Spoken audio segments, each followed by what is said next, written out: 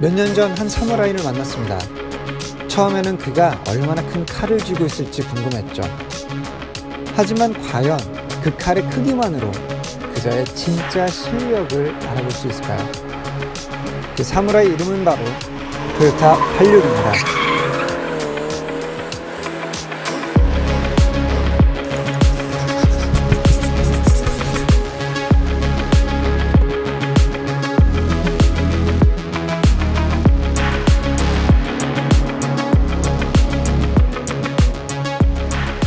토요타의 86이 처음 등장했을 때 200마력이라는 이 차의 최고 출력을 두고 많은 사람들이 물음표를 떠올렸습니다.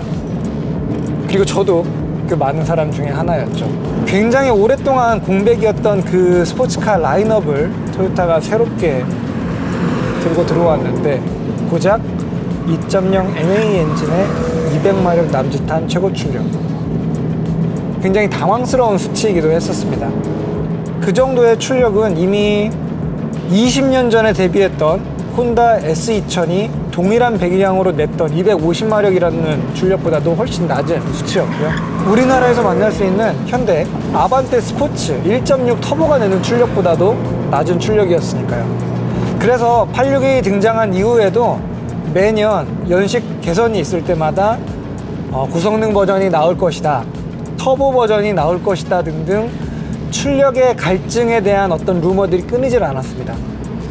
하지만 7년이 지난 지금 토요타는 초기에 나왔던 수평대항 4기통 자연흡기 박서 엔진이라는 구성 자체는 한 번도 건드린 적이 없습니다. 하지만 재밌게도 이 86을 타는 드라이버들은 점점 빨라졌습니다. 똑같은 200마력의 스펙을 가지고 이 차를 조금 더 빠르게 가기 위해서 노력해야 되는 그 드라이버의 영역에 바로 이 차에 재미가 있고 단련과 훈련이 있습니다. 그리고 깨달음이 있죠. 어쩌면 그것이 바로 이 86이 가지고 있는 혼이 아닐까 싶습니다. 정말 기분 좋은 와인딩 로드입니다. 특히 이렇게 내리막 구간, 다운힐 구간에서는 일말의 어떤 파워에 대한 갈증이 사라지기 때문에 정말 재미있게 이 차의 한계를 즐길 수가 있죠.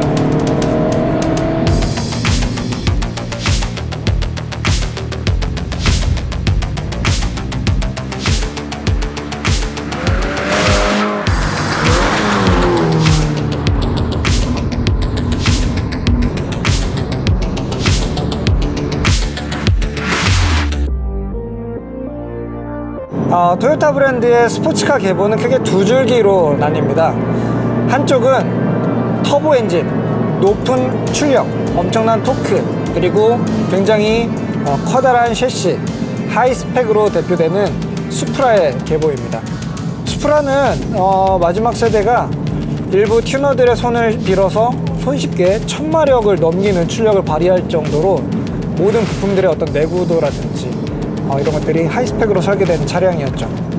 최근에 드러난 신형 수프라 역시 기존 수프라의 컨셉에서 크게 벗어나지 않았습니다. 또 하나의 줄기는 스피드보다는 컨트롤을 중시하는 퓨어 스포츠카의 영역이었죠. 바로 MRS가 그 계보의 마지막이었습니다. 1000kg이 채 되지 않는 가벼운 차체, 그리고 겨우 140마력이지만 NA 방식의 날카로운 리스폰스를 자랑했던 엔진을 조합했던 차량이었죠. 실제적으로 86은 이 두 개의 계보 중에 MRS 쪽의 퓨어 스포츠카 쪽 영역에 가깝게 닿아 있습니다. 실제로 이 차에게 이름을 물려줬던 선배 모델인 A86 같은 경우에도 출력이 높은 차는 아니었습니다.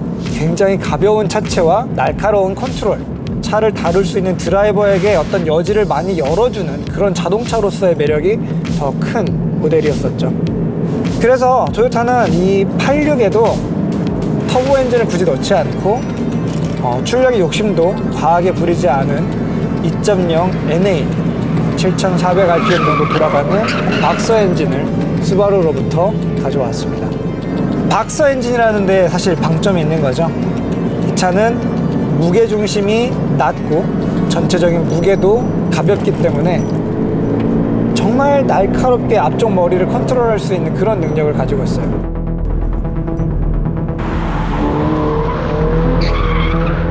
그렇다고 이 차를 오로지 이 트랙데이용 주말용 차로만 써야 되느냐? 사실 그건 아닙니다. 이 차는 생각보다 꽤나 실용적인 면도 가지고 있어요. 단적인 게 바로 연비입니다. 굉장히 가볍고 배기량은 2.0 고압축비의 직분사 방식을 쓰고 있고요. D4S라고 해서 실린더 4개 안에 직분사용 인젝터가 4개가 있고, 그리고 또 간접 흡기 포트 안에 이 MPI 방식의 인젝터가 4개가 더 들어가서 4기통이지만 총 8개의 인젝터가 상황에 따라 연료 분사량을 조절하게 됩니다. 결과는요, 25km/L가 넘는 연비를 보여줘요. 6단으로 정속 주행하는 경우에 말이죠. 사실 실내는 아주 단촐합니다. 만질 게 별로 없죠. 어차피 운전에 몰입하다 보면 뭔가를 만질 시간도 없으니 괜찮습니다. 누를 수 있는 버튼이라고는 요거 3개, 그리고 돌릴 수 있는 로터리 방식의 다이얼들, 수동 에어컨들만 있는데 심지어 저는 이 차에서 오디오도 별로 켜본 적이 없는 것 같아요. 박소 엔진의 사운드와 머플러의 소리를 듣는 게 더 즐거웠거든요. 옵션 리스트는 형편없지만 시트의 위치나 페달의 간격, 기어 레버의 감각, 스티어링 휠의 각도 등 리스트 상으로는 읽을 수 없는 기본기가 제대로 갖춰진 자동차의 모습을 갖추고 있습니다. 앉아보면 이것이 바로 제대로 된 스포츠카구나, 이것이 스포츠카를 하는 올바른 자세구나 하는 그런 시트 포지션을 쉽게 잡을 수가 있거든요. 외관 디자인도 실내와 크게 다르지 않습니다. 굉장히 단순하고 특별한 기교를 부리지 않고 어쩌면 좀 수수하게 보일 수 있는 그러한 형태를 가지고 있죠. 하지만 그럼에도 불구하고 이 앞쪽 엔진룸에 놓인 납작한 박소 엔진 덕분에 앞쪽으로 뻗어 내려가는 후드의 높이가 굉장히 낮습니다. 앞쪽에 엔진이 없는 포르쉐 911의 후드라인과 높이 차이가 크게 다르지 않을 정도거든요.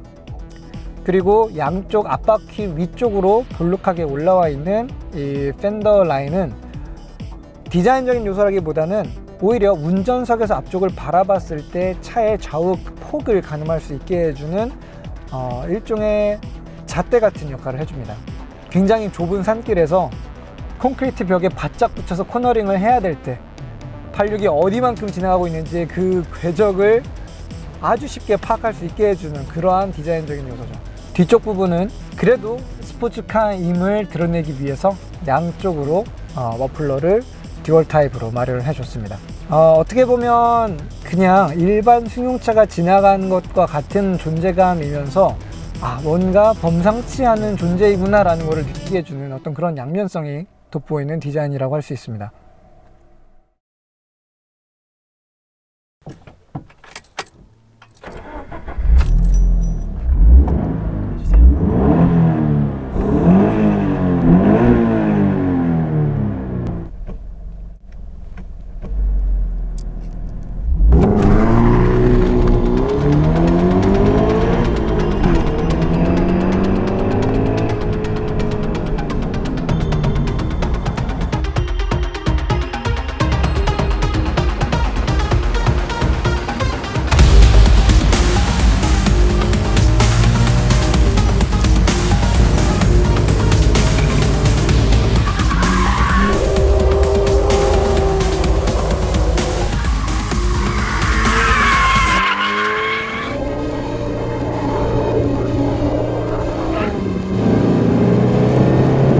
트랙에 입장했습니다. 86에는 이 최첨단 토크 벡터링이라든지 가변 댐퍼 기술이라든지 아니면 엔진 회전수를 마음대로 보정해주는 레브 매칭이라든지 이러한 최신 기술들은 전혀 들어가 있지 않습니다. 대신 굉장히 가벼운 차체, 그리고 고전적인 기계식 LSD, 한계 상황에서 점진적으로 미끄러지는 타이어의 낮은 한계 그립 등으로 인해서 최신 기술이 들어가 있는 차들보다 훨씬 더 운전자에게 집중력을 요구하게끔 하고, 그 집중하는 과정에서 엄청난 재미를 선사하는 그런 자동차가 되었죠. 현재 국내에서 만날 수 있는 수입 스포츠카 중에 수동 기어박스는 오로지 이 토요타 86에서밖에 찾아볼 수가 없습니다. 스포츠카뿐만 아니라 모든 수입차를 다 통틀어도 아마 이 차밖에 없지 않을까 싶은데요. 운전자가 정확하게 RPM을 맞춰주면서 기어 변속할 때 그 쾌감, 성취감, 이런 것들은 내부 매칭을 쓰고 있는 요즘 차량들에서 우와 신기하다 하는 이런 것들보다 훨씬 더 큰 즐거움을 주는 것이 사실입니다. 진짜 무언가를 운전자가 직접 몸을 쓰면서 해야 하는 스포츠를 한참 하고 있는 그 한복판에 내가 서 있다라는 느낌이 들어요.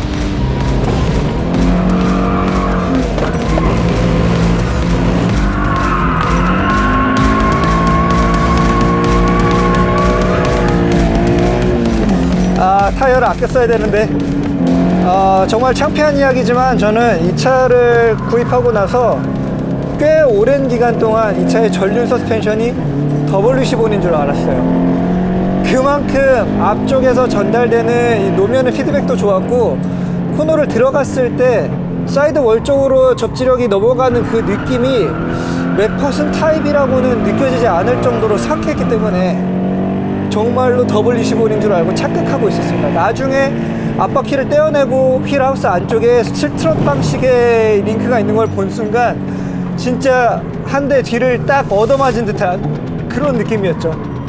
이거 W15이 아니었다고? 자, 이 86의 2.0L 수평대항 4기통 엔진은 빠르게 달리면 달릴수록, 그리고 코너의 한계 스피드에 접근하면 할수록 자기의 존재를 서서히 감춰갑니다. 점점점 이 차 엔진이 어디에 달려있는지를 운전하면서 느끼기가 쉽지가 않아요. 뒤에 있었나? 가운데 있었나? 앞이었던가? 같은 수평대항 엔진이지만 페이스가 올라가면 올라갈수록 엔진의 존재감을 확연하게 드러내는 포르쉐의 수평대항 6기통과 엄연하게 구분되는 차이점이라고도 할 수 있죠. 86의 진짜 아름다움은 모든 것을 쥐어짜도록 차가 계속 유도한다는 거예요. 이 차가 가지고 있는 최고 마력, 그리고 드라이버가 가지고 있는 최고의 운전 실력과 감각, 이 모든 것들을 극한까지 끌어내 달라고 계속해서 차가 드라이버에게 요구를 합니다. 자, 가벼운 차체, 그리고 넘치지 않는 파워 덕분에 이 차는 무게를 굉장히 가볍게 유지하는 것이 가능했고요. 브레이크도 엄청나게 크고 묵직한 브레이크를 굳이 달아줄 필요가 없게 되었던 거죠. 모든 부분들을 아주 날씬하게 유지할 수 있는 그러한 체격을 갖추게 됩니다. 누가 그랬어? 200마력이 부족하다고. 저한테는 아직도 이 200마력이 정복하기 어려운 존재라면 여러분들 믿으시겠습니까? 정말 최고의 장난감이라고 하지 않을 수 없습니다. 호호.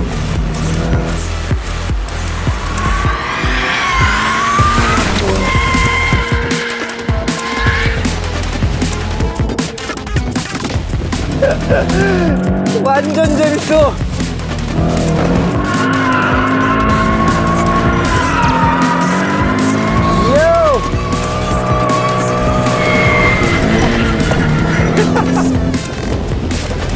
진짜 스포츠야.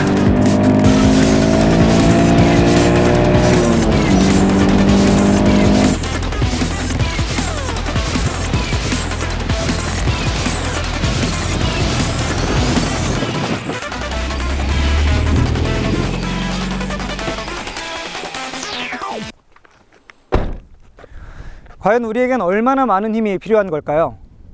지난 몇 년 동안 저도 이 차를 타면서 그 질문 앞에 스스로가 굉장히 부끄러워졌던 기억이 납니다. 이 차의 능력을 100% 발휘해서 쥐어짜낼 때 느낄 수 있는 그 희열은 가격으로도, 그리고 그 어떠한 수치로도 환산하기 어려운 큰 기쁨일 것입니다. 진정한 드라이버들을 위한 자동차, 그리고 이렇게 굉장히 불리한 스펙이지만 그걸 극복하고 상대를 제압할 수 있는 자동차, 그것이 바로 모든 86 드라이버들의 로망 아닐까요? 이런 핫지로크라는 이름 앞에 경의를 표하면서 저는 먼저 떠나보도록 하겠습니다. 제가 우리 아이에게 뭔가 배달을 좀 시킬 게 있거든요.